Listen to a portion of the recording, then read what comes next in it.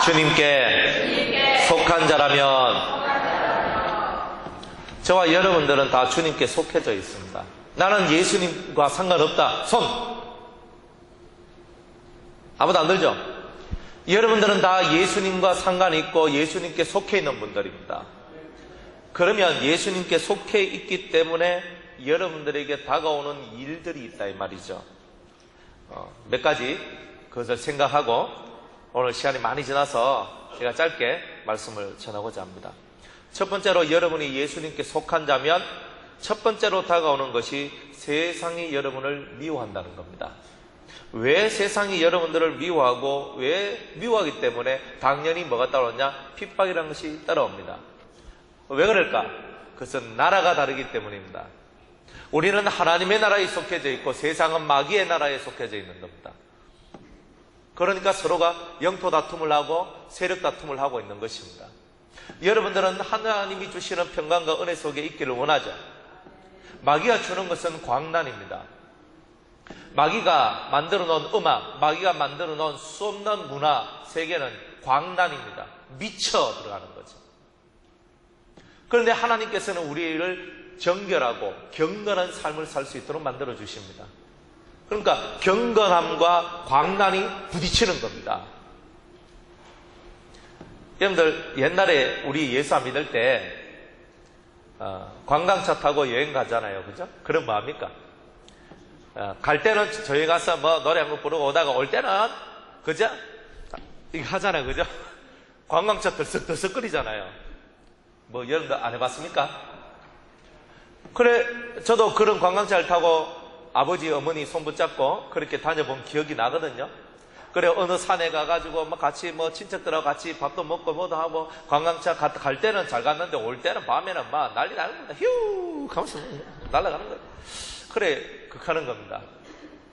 근데 그 반면에 우리들이 관광차 타고 갈 때는 휴 하면서 막 이거 안 하거든요. 이거 안 하고 그죠? 찬송 부르고 성경 암송하고 또 뭐 재미난 얘기하고 그래 하는 거예요.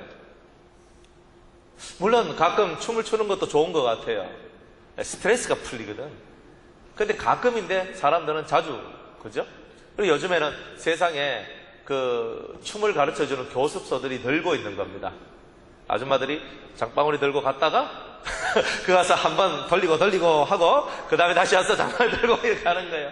거기서 사람도 많이 사이고 요즘에는 중앙공원이나 이런 데 할아버지 할머니들 계신 그런 곳에는요 춤을 못 추면 사람을 사줄 수가 없대요. 그래서 할아버지 할머니들이 춤 교습소에 가서 배웁니다. 그래 한 곡 하시죠 하면서 이래 하면서 이제 딱 하면서 서로 이러면서 서로 사귄대요. 예, 세상은 점점 그런 식으로 흘러가는 거죠. 그래서 서로 사귀고 서로 놀고 같이 함께하고 이야기하고 친교를 위해서 뭘 위해서 그렇게 다 살아가는 겁니다. 그런데 우리들은 그렇지 않죠. 그래서 어떤 사람이 볼 때는 참 답답 재미도 없는 것 같고 이 교회 나와봤자 맨날 설교나 듣고 노래 한다고 하는데 보통 알도 못하는 노래 막 해쌌고 먹고 하면서 나오는 겁니다. 전혀 다른 세상이죠. 여러분이 세상 속에 세상물이 들어있을 때는 그게 좋은 거예요. 그러나 은혜 속에 들어와서 이 경건한 물 속에 들어오면 그게 싫은 겁니다. 옛날에 은혜 안에 있지 않을 때 술 마시고 담배 피고 노래방 가고 춤추러 다니고 이랬을 때는 그게 재미있어서 그게 좋아서 몸이 흔들흔들 거리잖아요. 음악만 나오면 몸이 저절로 막 돌아가는 겁니다. 그런데 은혜 안에서 들어오면요 하나님 앞에 경건한 모양을 가지고 그렇게 살아나가는 거예요. 그 세계가 어떻게 하나가 될 수 있겠습니까? 더 교양이 있고 더 럭셔리하고 더 진국이라고 생각하는 세상은 어떤 세상이겠습니까? 조용히 자기를 사색하고 자기를 묵상하면서 하나님의 말씀을 가지고 자기를 바라볼 줄 아는 그 삶이 더 나은 것입니까? 아니면 돌리고 하는 그 세상이 좋은 겁니까? 뭐가 더 좋은 세상입니까? 물론 가끔 돌리고 필요합니다. 우리 교회도 가끔 돌리는 건 안 하지만은 그래도 가끔 그저 이렇게 노래다 저렇게 노래하고 유쾌하게 웃을 수 있는 그런 시간들을 많이 가집니다. 체육대회도 하고 그 여름 되면은 물가에도 가서 놀기도 하고 봄 가을에는 또 저 이렇게 산으로 들러 가면서 산도 가고 들러도 가고 다 하죠. 그렇지만 중요한 것은 인생의 삶의 길이 전혀 다르더라는 것입니다. 경건을 향해서 가는 길과 쾌락을 위해서 가는 길이 전혀 다르다는 거예요. 그러니까 쾌락은 절대 경건을 좋아할 수가 없습니다. 그것을 미워합니다. 손가락질합니다. 눌러 앉히려고 그럽니다. 그래서 우리는 경건에 속한 사람으로 하나님 이름, 예수의 이름을 갖고 살아나가면 세상 사람들이 이제 고리타구나 곰팡대 난다 인간아 하면서 곰팡대 난다고 이거 냄새 난다 저리 가라 합니다. 우리 속에는 예수의 냄새가 있으니까 저리 가라 하겠죠. 그렇지만 만인들이 진짜 예수 안에서 살면은 사람들이 처음에는 가라 하다가 나중에는 오세요가 되는 겁니다. 왜? 자기들보다 훨씬 나은 매력이 있는 사람들이기 때문에 그 매력 앞에 그들이 무릎을 꿇고 당신이 옳습니다. 당신이 맞습니다. 이렇게 되는 겁니다. 그래서 처음에는 다 세상이 그리스도인들을 핍박하지만은 그리스도인들이 그 핍박 속에서 끝끝내 자기의 의로운 길, 경건한 길을 걸어가면 그 핍박하던 사람들이 어느 날 변화되어 새 사람이 되는 역사가 나오게 되는 거죠. 그게 바로 우리가 세상을 정복해 나가는 길이라는 것입니다. 그래서 세상은 우리를 핍박합니다. 두려워하지 마세요. 여러분들 예수 믿을 때 핍박 없었습니까? 저도 그래요. 저도 제일 처음에 예수 믿고 막 하니까 제 동생 나보고 오미정 싸움 나보고 미쳤다, 걸쳤다, 돌았니, 환장했니, 그저 집도 안 돌보는 인간 하면서 막 그래 온 소리 다 들었습니다. 하다가 또 오사모가 예수를 믿었거든요. 또 우리 어머니도 항상 걱정 어린 눈으로 자가 의야 될 거 이카 가다가 어느 날 보니까 그분도 예수 믿고 있더라고요. 그럼 우리 아버지도 예수 싫어 하면서 이렇게 살아가신 분이 나이 들고 하다 보니까 예배당 안에서 살고 계시대. 그래서 다 은혜와 가운데 살다가 그렇게 다 가셨어요. 그리고 예수가 모든 것을 이겨나가고 예수가 모든 것을 장악해 나가는 거죠. 그러니까 세상은 자기의 것을 빼앗기지 않으려고 우리를 핍박하는 겁니다. 자기들이 장악당하지 않도록. 우리가 정말 빛처럼 살면 모든 것이 장악당하는 겁니다. 빛대로 살면 장악되는 거예요.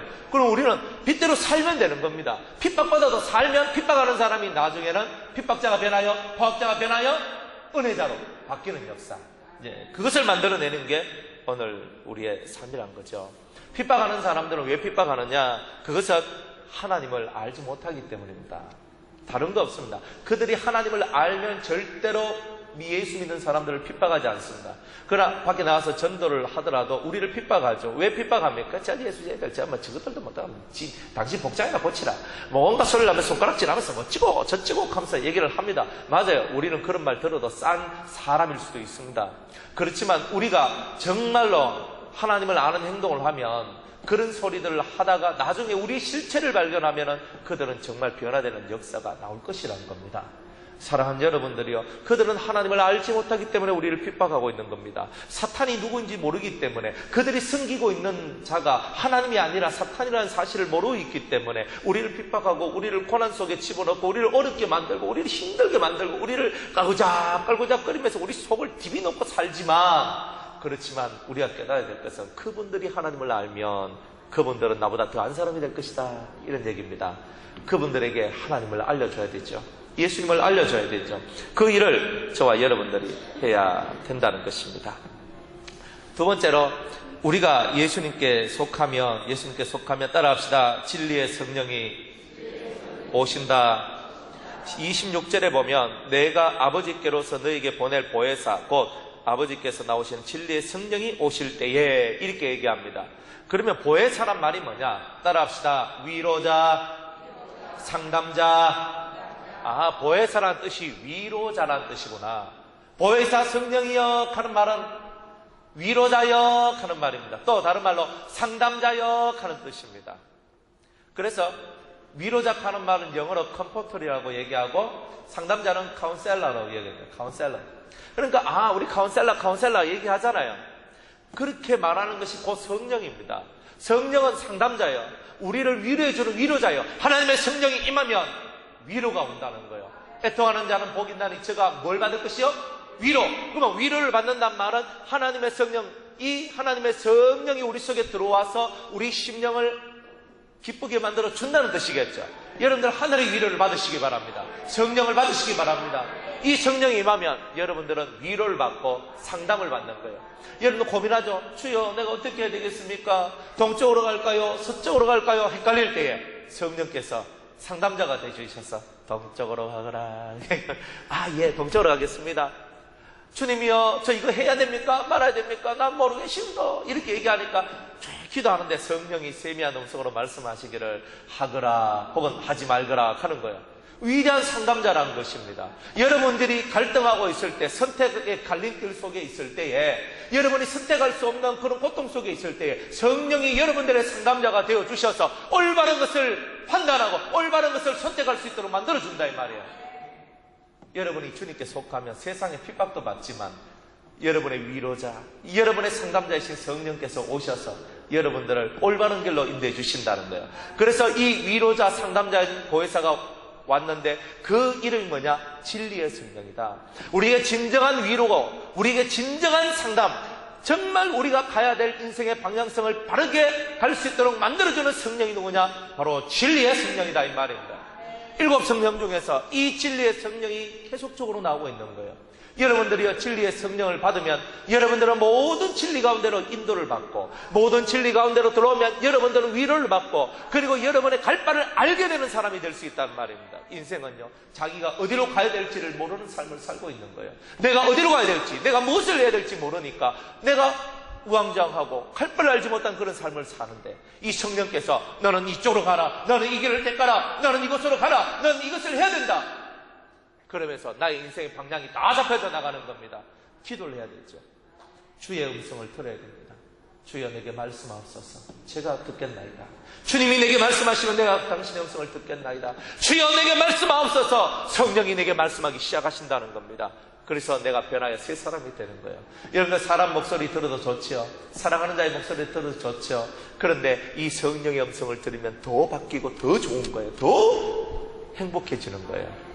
그래서 주님은 여러분들에게 너희가 내게 속하면 핍박도 받지만 뭐도 받는다? 진리의 성령도 받는다는 거예요. 그러면 핍박과 진리의 성령은 여러분들에게 함께 오지, 그죠? 함께 오는 거다 이 말이야.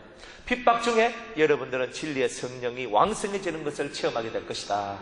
그러면 여러분들이 핍박받는 걸 두려워하지 말고 예수 믿는 것이 부끄러워지지 않는, 그래서 예수 믿는 것이 감사하고 감격하고 기쁘고 감사할 때 우리들은 진리의 성령이 더 왕성해지는 거예요.